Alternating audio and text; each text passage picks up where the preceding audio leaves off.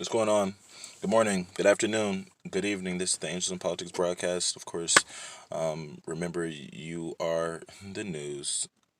You are the news. All right, you definitely are the news. Somebody says, Why do you say that? Why do you think? Why would I be that important? You are, right? You literally are. You have to understand that. Like, things don't happen to you. Things happen because of you. All right, things happen because of you. You are the sole conductor of the universe. You are the captain of your fate. You are the master of your soul. You are the end all and the be all. So with that being said, homegirl and homeboy, like with that knowledge, you are like the world is here because of you. The world is in the palm of your hand. It's in your hand. It's in your fucking hands. Okay? Your destiny, you must manifest that. Why? Because you have the powers. You have the powers. All right? So if you're not going after it, homegirl, if you're not like utilizing your strengths, your capabilities, your abilities, if you're not strengthening yourself on every sense of the word in all five areas of expression, mentally, your mental acuity, psychologically, cognitively, cognitive discipline, cognitive flexibility, expanding your uh, cognitive spectrum, physically, if you're not focused on your health, wealth, and wellness, emotionally, if you don't focus on your emotional intelligence, they know about IQ. What about your EQ? Socially, how do you interface with others? Like your application, your programming. What are you programming yourself with? What are you reading? What are you studying? What are you looking at? What have you seen? Who do you know? Like literally, who do you know? Who are your friends? Who are you trying to get to know? And based on that information, how are you applying it? How is it applicable? How are you interfacing? If you're not like getting after it on every sense of the word, if you're not activating, if you're not aligning your mind, body, and soul with your purpose, and if you don't know your purpose, you have to figure out your spiritual gifts. If you don't know your spiritual gifts, that's where you spend your time, homegirl. That's how you spend your time cultivating those gifts, figuring out those gifts, and then improving the health, wealth, and wellness. And then you're focusing on, because that it all comes together. The mind, the psychology, the mentality, the emotions, the social interaction, the physical, the subconscious and the subconscious and the conscious. Once they start to align, that's how you wake up and you don't really realize, like, did I really dream, or is this just how my life is? Was that a real dream, or did I receive a message? Chances are you received messages. It wasn't a dream. If you can dream it, you can do it. You can believe it. Believe that. Now there's some dreams that are nightmares that you be like, oh, okay, I don't want that to happen, and that's just, that is true. That's just out there. But if it's something that you can visualize, oh, it can be done. It can be done. You can manifest that. You can manifest that. So, yo, it took me a while to get to this point of like empowerment, empowerment. Like, because somebody says, yo, Gabe, I understand your personality archetype. I understand what you took on the personality test. I can tell by the way you're coming at me. I can tell by the way you move. I can tell by your facial expressions. I can tell by the way you walked in the room. You thrive on power. You thrive in the social environments. You thrive in with challenges. We can see it. We can understand it. We can ascertain. We have the spirit of discernment. Intuitively, we know you're a challenging kind of guy. I will challenge my friends. I challenge my family. I challenge myself more so than anything and any person on this planet. I'm challenging myself so I can interface, so I can empower you, because I wanted to get the power. I wanted to get the knowledge. That's why I'm always at the library. That's why I'm always, I'm not gonna say I'm all, yeah, well, I read often, I'm writing often, I'm speaking. Well, you can clearly see I speak a lot. I read, I write, and I speak because that is how I am receiving my gifts. I wake up and I pray to God and I say, Lord, use me as a vessel. Use me as a vessel, Lord. Use me as an instrument, Lord. The Human Instrumentation Project is real. The Human Instrumentation Project is real. Not just in Neon Genesis Evangelion. Not just in the anime can you become the Hokage. Not just in DBZ can you become Super Saiyan. I know that to be true in real life. In real life, I know you can level up. In real life, I done felt the sparks. Oh my gosh, I was on the floor during. Oh my gosh, I've been lit up. I've been lit up. I've been Goku on some dead ass shit, and I'm like, yo, I was actually afraid of what was going down. I was actually afraid of what was going down. My spinal column and when my chakras started getting activated and I had these kriyas going through my body and I was on the floor, I said, Lord, what's going down? I said, in the name of Jesus. But that was that Christ consciousness. That was the energy. The Lord was expanding my vessel because he was saying, man, you're asking for these powers. Be careful because they're going to be coming rushing in and you're going to have to learn how to control it. So listen, it took some time for me to go through that awakening process, and I'm still on it. And it took some time for me to open my eyes to see where the gifts are. But encouragement, when I talk about the spiritual markets, we know about the political markets. We know about the worldly markets. Somebody says, what are the political markets? The political is the superficial. The political is the world. The political is something that I can touch. The political can be the decadence, but the political is like, it's what's out here. We know the stocks and bonds market. We know the index funds. We know the well, index funds are just a reflection of what's in the market. But we know that there's hard precious metals. We know that there's the real estate market. We know that there's the ETFs. We know that there's the forex market. That's the political market. All right. So yes, hedge. Put your money in all of those. Spread it out. Diversify your portfolio. Diversify. We know that. But when I say focus on the spiritual markets, I'm talking about these are the markets that you can't touch. These are the markets that you have an infinite amount of opportunity to scale. Altruism, benevolence, appreciation. Nobody can put a cap on how much you can scale appreciation, being appreciative, giving, benevolence. Nobody can put a cap on how much you care, caring, compassion. Scale that motherfucker. Push it in a radical sense. I didn't understand. You can't put a cap on how diligent you are, how dedicated you are. You can't put a ceiling on, there's no limitation on how you can encourage others. Encouragement, enthusiasm, empowerment. This is how you dedicate your time, your efforts, your energy, your ingenuity, your intuitiveness, your passion. Scale your passion. Scale passion. Scale it. Okay, so boom. It took me a minute for me to turn up and show my face like this, but now I understand this is who I've always been. And instead of me taking these gifts or taking my my gregariousness, my loquaciousness, my extroverted sense of personality, instead of taking this and utilizing it or using it in a constructive and a conducive way, so it's a point where it's like, here, you have some of this. Here, you take this. Here, I have enough of this to go around for the rest of my life, homegirl.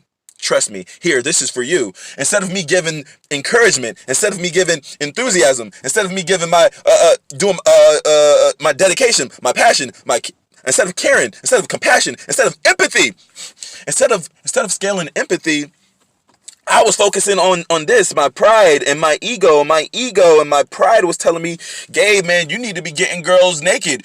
Gabe, you need to be seeing what she's talking about. Gabe, you need to be bending her over. Gabe, you need to be putting yourself in all kind of intimate places that women really don't want you to be unless you are about a certain lifestyle. Unless you respect them in a certain way, and they can see you don't respect them. You don't respect them, Gabe. That's the reason why. Let me tell you a story. So boom. I was in I was at this party. And this was at the end of my like collegiate career, at my collegiate chapter. It was an era. You know, I look at my life in like in chapters, like in a book or in a story, or it's just different eras. So this was like the university era. And this was around 2013, so about 7 years ago. And my fraternity was in this celebration. They call it a Greek week. Every at the end of the year there's like a performance, and there's like a play or some shit, and then there's dances, and then there's, you know, all kind of activities that were provided. And I guess they were provided for the student body, of course, for social interaction, for social engagement, for fun, but for the school pride, for people to see, oh, you know, the Latino sororities, and the Asian sororities, and the predominantly white sororities, and the predominantly black sororities and fraternities, and all of these organizations, and the Jewish organization, and the Islamic and Muslim organization, and the holistic everything. Everybody can come together. Because that's the world. The world is multifaceted. The world is multi-ethnic. The world has a spectrum. And there's some people here, and there's some people there, and there's some people in the middle. But the truth of the matter is we all can come together. Because we're all in the spiritual market. We're all in the angels market. We're all in the political market. We're all together. So there was a time my fraternity was aligned with this other sorority, in which we normally wouldn't have crossed paths. We wouldn't have normally, I mean, guess they wouldn't have normally hung out. But I mean, I was pretty open with all of my friends or social groups. So I mean, I'm a bit different. But I remember us hanging out with this sorority, because at the end of Greek week, I don't know if we won it, or maybe we did, maybe they did, but at the end of the day, we had a celebration at one of the houses, somebody's apartment or townhouse, something like this, and everybody went there to have a good time, man. And we were aligned with another fraternity. Maybe these guys were really popular. They were, I'm pretty sure they were like Pike, and we were aligned with the sorority, and these girls were the popular girls. These were the hot girls, and all the girls were hot in any sorority, and even if you're not a sorority girl, you were hot. But like, so we were with these groups, and I remember I was excited. I was like, oh shit, man, like, these are different types of,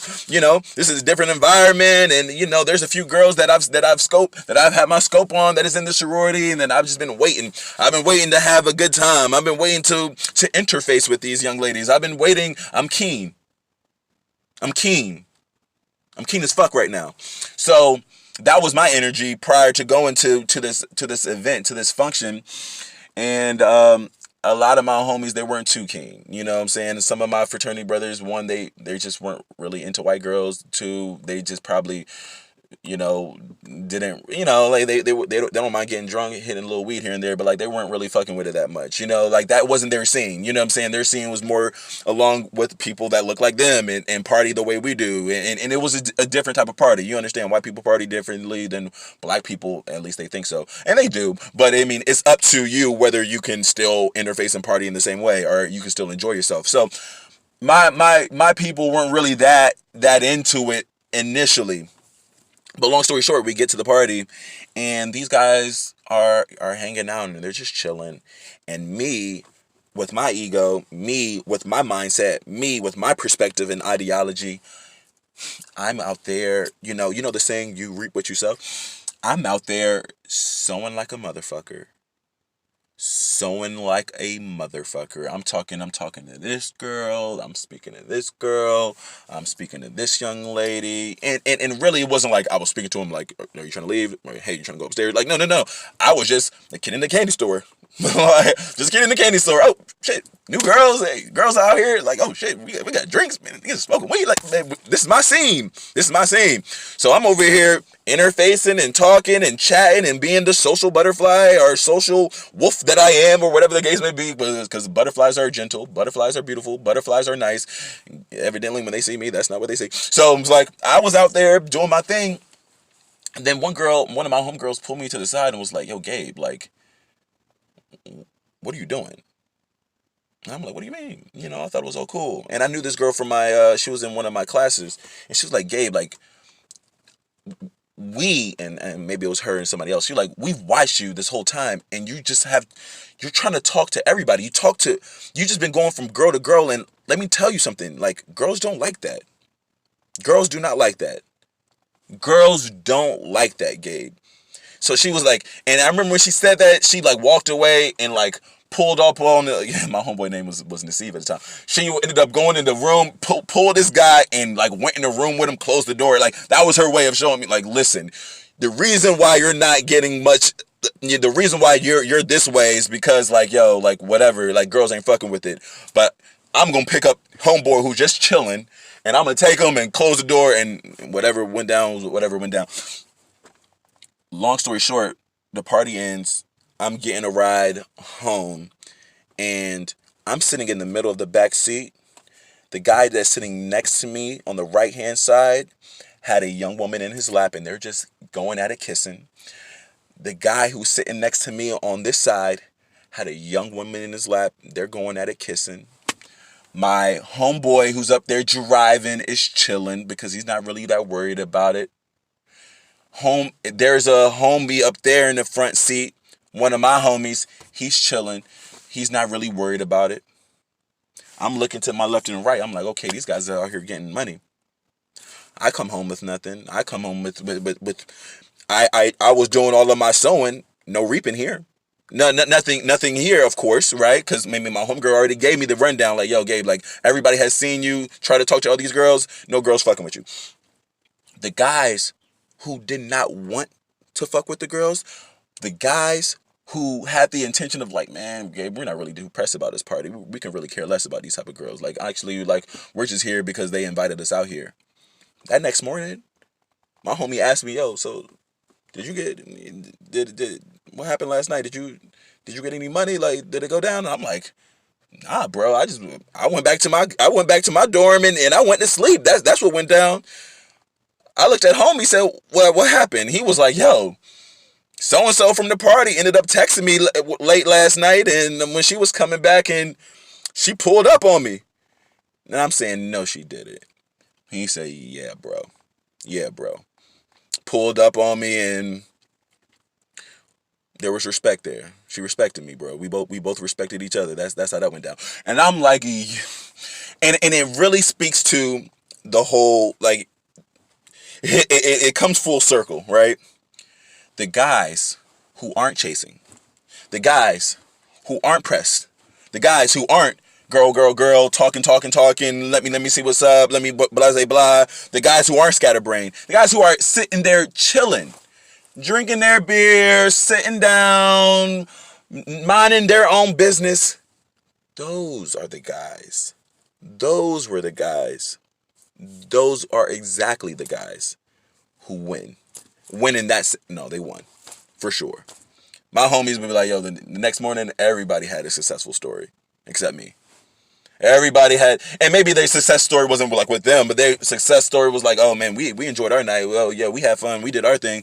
I'm hearing from my homeboy, like, bro, I wasn't even trying to get no numbers. I wasn't even trying to pull up on these girls. I wasn't trying at all. And shit, homegirl pulled up on me. Homegirl hit me up. Homegirl texted me up. Homegirl came to my dorm. And I'm like, that has never happened to me. That didn't even remotely happen to me. Like, not even close. And why do you think that it hasn't happened, Gabriel? Why do you think girls can't just call you up and appear on your doorstep or come back with you and sit on your lap or whatever? The reason why it can't happen is because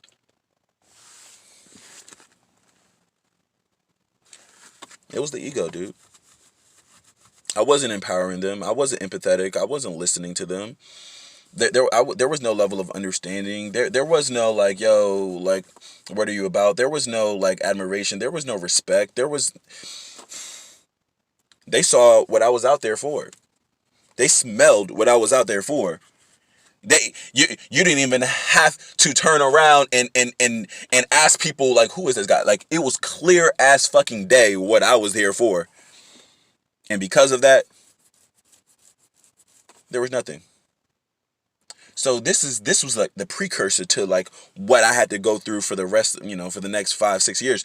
But like, I'm just giving you an understanding of the psyche, of the understanding of the persona, and it's the ego. And we have to understand, we have to dissolve this, deconstruct it. And when I say deconstruct it, it's almost like a drawer. A drawer with clothes. You're gonna have to pull out the drawer and take a lot of this shit out and understand what's there. What's holding you back, brother? What's holding you down, brother? Take these. You don't even wear these clothes anymore. Throw this out. Like, what is this? These some bullshit ass socks. Take these out. Like, is this your outfit? You call this fashion? Take this out. Throw this out. Like, this is holding you back, brother. I was being held back by myself. I was limiting myself. I couldn't level up because myself was telling me I needed to be doing this with girls. I need to be going there with girls. I need to be trying to, do all of these sexual things. And because of my over sexuality, my over aggression for sexuality, that was my detriment. And I had to face that years later. I was forced to face it because, it went 2, 3 years without an erection. So I was forced to sit there and listen. I was forced to humble myself. Call it goon.